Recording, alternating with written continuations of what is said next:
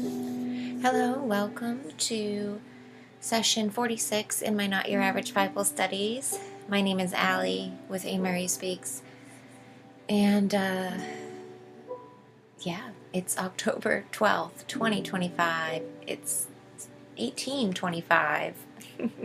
It's been a long day for me, and I'm so happy and thankful and grateful that I have the time now to sit down and do my Bible study, my part of my wonderful sacred Sunday routine. It never ceases to amaze me, and I hope it never does. I hope it always is an appreciative miracle to me, the way my schedule pans out and the way things come together and unfold. And even when I have a million things to do and even forget what day it is halfway through the day, but yet still remember, oh yeah, it's Sunday. I'm gonna get it. I'm gonna get there at some point. Here, I'm making it at the end of my day.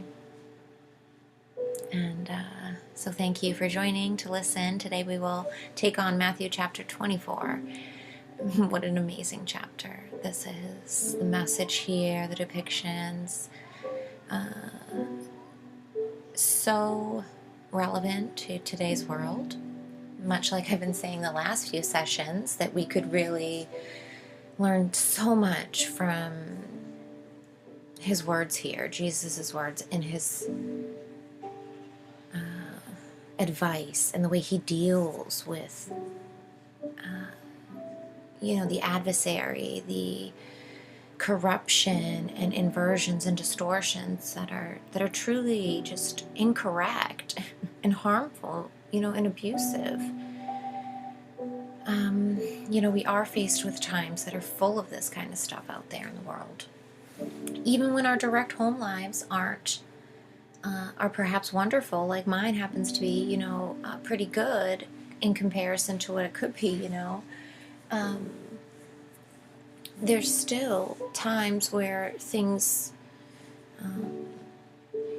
slip in, and you think about the strife and the issues in the world and the times that we're facing, I have been so lucky as to been steered and led away from it all, and to live a very, yes, it's somewhat isolated, but it's a very peaceful and comfortable lifestyle where I live and work at with my husband and our two sons, and kind of get a chance to have an experience of almost homesteading off, not that we're off grid or anything, because of course we're certainly have Wi-Fi here, and we're sort of in a more city, but in the outskirts, of the city area. And I live in a very rural state in the Northeast, New Hampshire. And so even like the city is not like a city, like a big city.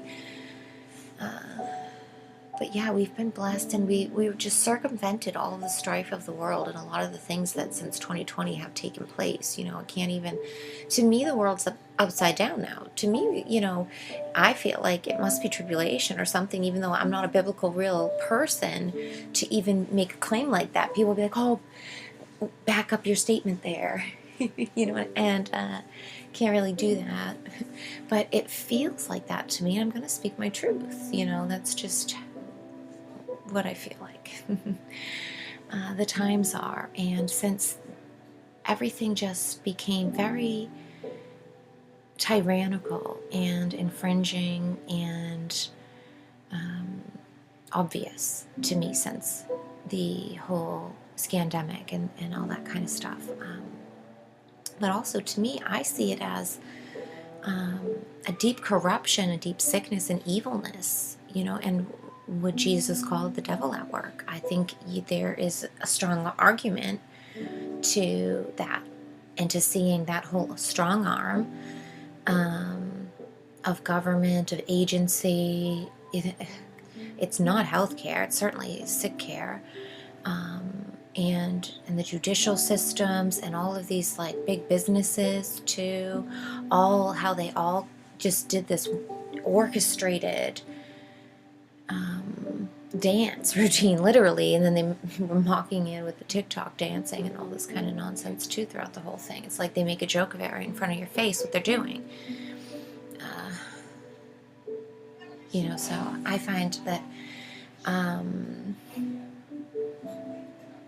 being aware of all of that stuff taking place, but also being led, unbeknownst to me, like in a really cognitive way. I didn't really realize it, but hindsight is 2020, that now it's really cemented into me how miraculous the entire trip, journey, change up, the path was, and it is still very much a part of it, of course. And the fact that if I had been where we were before in 2019, we were very much, you're down in a whole other state, close to family. It's a much more city state, and it's really it's a commonwealth, not even a state. And so it's the commies run it. It's socialistic tyranny down there. I wouldn't have been able to homeschool my kids because down there they're very strict about who's allowed to and who isn't. And you have to have a home with a dedicated homeschool area, and you have to have an inspection, all this kind of stuff. It's really crazy. But we were, sort of uprooted because of that quote-unquote pandemic. But, where we were renting at, the landlord needed that apartment because her nephew or such and so, I forget who it was exactly, but I think it was a nephew, needed the apartment because he had lost his job and his apartment due to the shutdowns. And so, we had been given a couple of months, but it was like July of 2020, and we just had to pick up, and we sort of didn't know what we were going to do. But it's amazing to see how through it all we were protected in we were given the best possible route to away from all the chaos and the burning of all the city and all the strict lockdowns and all the stuff that was taking place, the tyranny that happened in all the school systems and stuff, because we just left the state and moved, and we came up here to New Hampshire, and it was, their quote is live free or die. And they really had leniency with all that stuff, and although some of it they started to get a little lockstep marchy with jackboots, but people really kind of stood up and said no up here, and it was nice, and we didn't have to go to stores with masks, and there was options and stuff like that, and where we stayed at, didn't make us. We found a motel place. We were all here, and we stayed here because they weren't doing the masking, and people in the office weren't wearing them, and it was really laid back here, and people were talking about freedom and, talking about the government being corrupt and the scamdemic being crazy and stuff, Oh my gosh, I've gotten so off topic. Well, not off topic, but this is totally on topic to what 24 is really we're going to talk about here, because I feel like the advice that Jesus gives his disciples here as they ask about the end times, sort of, and the signs and how to know, is relevant to us. And I think nothing is new under the sun, right? These things are cyclical. Lessons are learned in a certain way, stages and phases, and each one of us has this journey path to go on with Christ, with the Father, in our own way, to coming back to who we truly are, to the truth and the light in each one of us that is that deep partnership, is that atoning singularity of coming back to the Father. We each get that recognition, and yes, people like to say it's through Jesus, it has to be, and respectfully honor people's, structure and belief patterns, but I think while he's a helpful brother in the pathway, if people need a helping hand, he will hold the yoke, and lighten the load for those who need it, for sure. But also he said, you will do greater works than I, for reasons. You know, he was speaking to disciples and teaching them the healing, teaching them prayer and miracles for reasons, because he knew what the capability of his brothers, you know, and of mankind, not just segregate out women either, because I don't think that that is exactly a true reflection when we see the segregation, we see this deep hierarchy start to be implanted where they want to remove out the total idea of the feminine and women and all that either. So now I'm going to get off on total other tangents, and I won't. 10 minutes in, let's just get going, because my timing is limited on how long the podcast allows me to record for now. With being suitable for their uploads, you know, otherwise I have to have a whole black screen, and while I guess nobody cares because it's nothing different to look at a thumbnail, right? We'll see how long it goes. But I'm gonna read now and go through the inspiration of what I gave my sort of my own testimony, I guess, my own life story, my own way in which I feel I have been navigated and guided and led by God and by Jesus for my highest good, for my family's highest good, for my the highest good of, you know,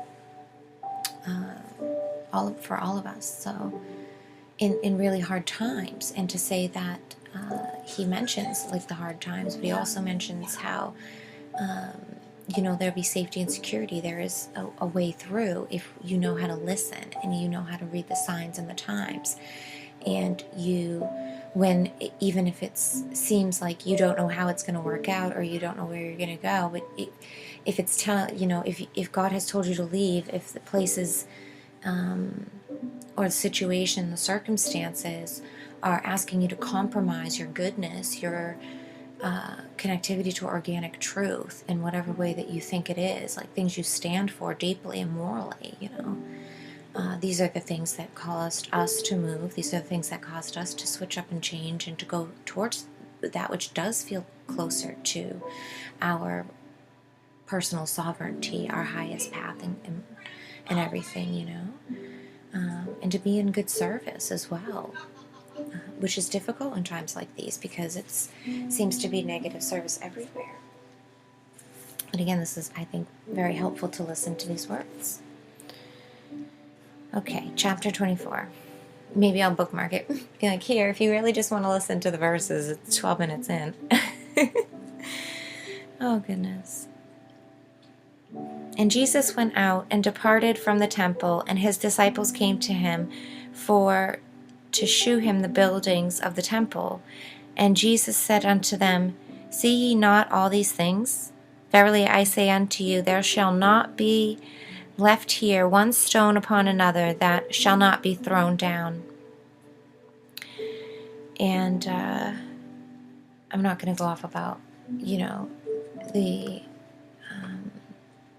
70 AD and the temple and all this kind of stuff. But this has been a new kind of theme too.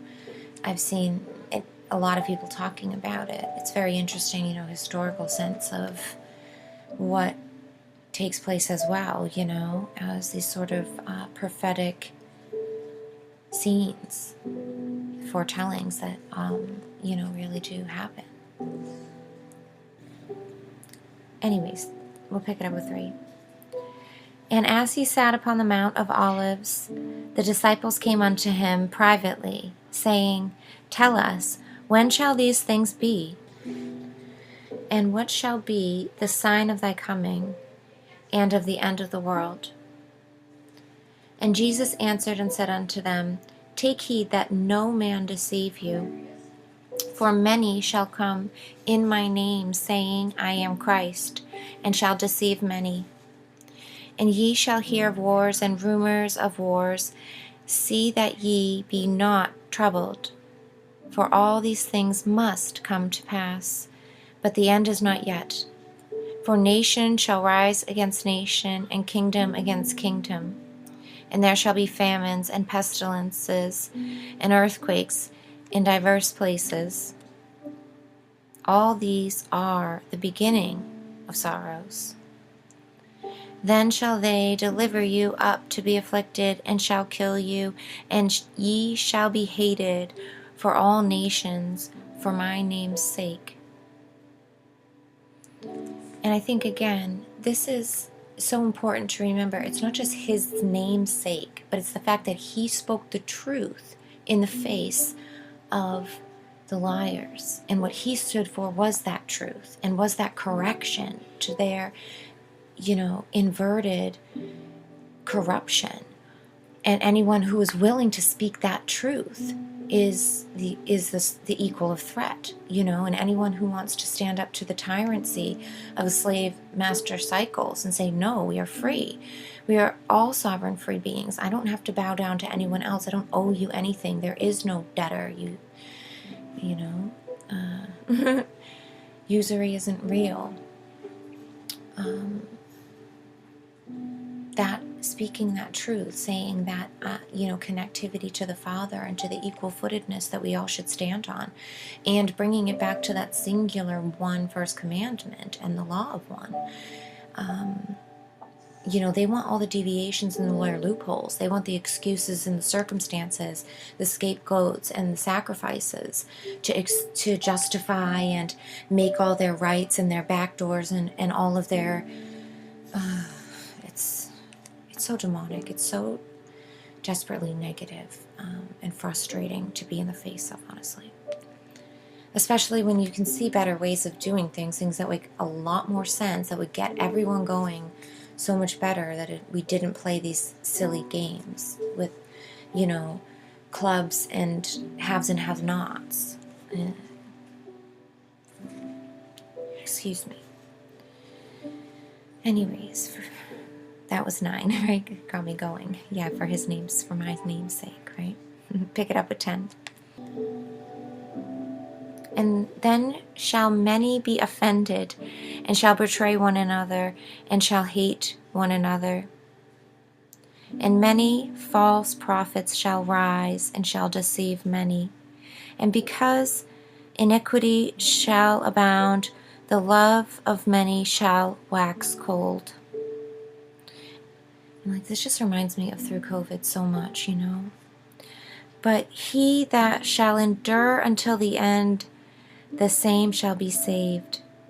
And this gospel of the kingdom shall be preached in all the world for a witness unto all nations, and then shall the end come. When ye therefore shall see the abomination of desolation spoken of by Daniel the prophet stand in the holy place, whoso readeth, let him understand. And this, I looked up a little bit. I'm not going to go on about right now because I don't understand enough at all. So I said this I understand. This I understand to be very complex and complicated. And I'm not a theologian at all. This is, not your average Bible studies. I'm non-traditional, don't have a strong background. And so I did a little bit of looking it up, but I just got stuck in Revelations and then into a lot of the cornerstones of rabbit holes. And I just, I couldn't. I don't have the capacity for that. So I just said, God, tell me if I need to understand this or not. And he said, no. I had learned this lesson about rabbit holes a long time ago, and the same thing applies to biblical ones, ancient as they are. Sorry, just drinking some of my water here. Forgive me for not editing. But anyways, so yeah. I'm not going to call it any sort of tagging or start saying this certain sign, the abomination of desolation standing in a certain place is happening or can be or what could be that. And, I'm just going to say it's very interesting in itself. Right, 16. Then let them which be in Judah flee into the mountains. And again, this is I've talked about this for many years now, about fleeing to the mountains and going into the woods. And I'm very blessed to have beautiful mountains, wonderful sort of rural state, like I said in the beginning, where I can drive a couple of hours and not see anybody. It's very, you know, very concrete sort of backup plan. Not a backup plan, but sort of the guided lines that if everything, you know, goes down, that's where we're going. So yeah, it's interesting though, because we came from a state south from here, in very city, and up towards the mountains. Of course, we're not in the mountains, but I mean, it's a mountainous area for sure. It's much more rural and mountainous than even the state we were in before, but we're not near the classic mountains of New Hampshire, which is like the White Mountains, which is up north, sort of towards Canada. But yeah, it's anyways, a good place to flee to. 17. Let him which is on the housetop not come down to take anything out of his house, neither let him which is in the field return back to take his clothes. And woe unto them who are with child, and to them who give suck in those days. But pray ye that your flight be not in the winter, neither on the Sabbath day. For then shall be the great tribulation, such as was not since the beginning of the world to this time, no, nor ever shall be. And except those days should be shortened, there should no flesh be saved. For the elect's sake, those days shall be shortened. Excuse me. And this is interesting too, you know. I've looked a little bit into this as well, and I won't talk a long time about it, you know, about the tribulation, about the shortening, and you know, I said I gave a little bit about what I think might be. I don't want to sound big-headed or anything like this, but sort of a real-world example of circumstances play out, you know, to where, you know, things that could have been full of real hardships were lessened, you know, and while some people faced great hardships and some people chose to take in organic, experimental injections and really change their whole lives. Many people, and I know plenty of people, you know, who personally did it, and they were sick right after, and they were like, wish they never took it. Some of them have life, you know, quote unquote, would last for life changes that serious life crises that impacted their work capabilities. And, you know, it's just, I'm so happy that I was guided and listened to the whisper in my ear and to the notion in my heart and soul that said, you know, go here, do this, say no, don't be scared. It's all right. You're not crazy. You know, go with your gut, stay in your heart, you know, follow what's true and organic. You know what's right. You know what's wrong. You know what is wrong. You know, was mostly the way that I remember feeling like, no, this is something this will be detrimental. This can have catastrophic ripple effects, you know. Oh, it's so interesting. But anyways, now I'm into about 23 minutes.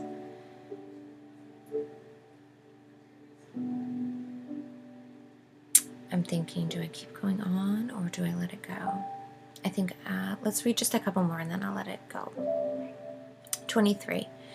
Then if any man shall say unto you, lo, here is Christ, or there, believe it not.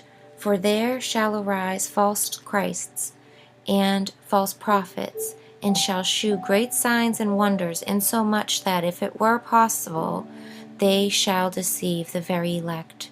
Behold, I have told you before. Wherefore, if they say unto you, behold, he is in the desert, go not forth. Behold, he is in the secret chambers, believe it not. For as the lightning cometh out of the east, and shineth even unto the west, so shall also the coming of the Son of Man be. For wheresoever the carcass is, there will be eagles gathered together. Immediately after the tribulation of those days shall the sun be darkened, and the moon shall not give her light, and the stars shall fall from heaven, and the powers of the heaven shall be shaken. And then shall appear the sign of the Son of Man in heaven, and then shall all the tribes of the earth mourn, and they shall see the Son of Man cometh in the clouds of heaven with power and great glory.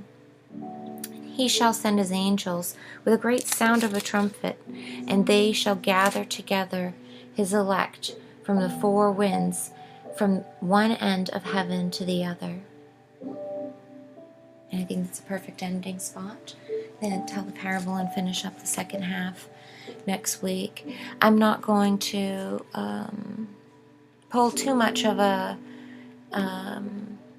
the chair out from underneath people, but they had this sort of, rapture thing that went viral all over the place, that I just I think of all that, what he just mentioned about the false prophets, about people claiming in his name, about all these great signs and pretending this will happen, and all these false flags and all of these trigger events and all these, really upplaying the once in a lifetime biblical things. And it's hard enough times as it is. It's, that it's like, of course there's going to be the sideshow people. Of course there's going to be the sidewalk salesmen and all the people trying to make them show and money off of riding the wave of the real show, of the theater, of the organic. Well, it's an organic correction, I think, to an inorganic of inversion that's taken place for a long time. But yeah, it's interesting, and it's interesting to say that I think these signs are unmistakable. I think if that's to happen these days, it's going to be absolutely like it said it would be. It would be unmistakable. The entire earth would mourn. And we have only, I think, begun to see the connectivity of having the world together, mourning over things, having this sort of global circus to respond and react to, the showcase of the third-party reality out there that's, a huge plagiarism all over the world, that's plastered, that we all have to watch via screens and somehow the internet, I don't even know. It's but I do think that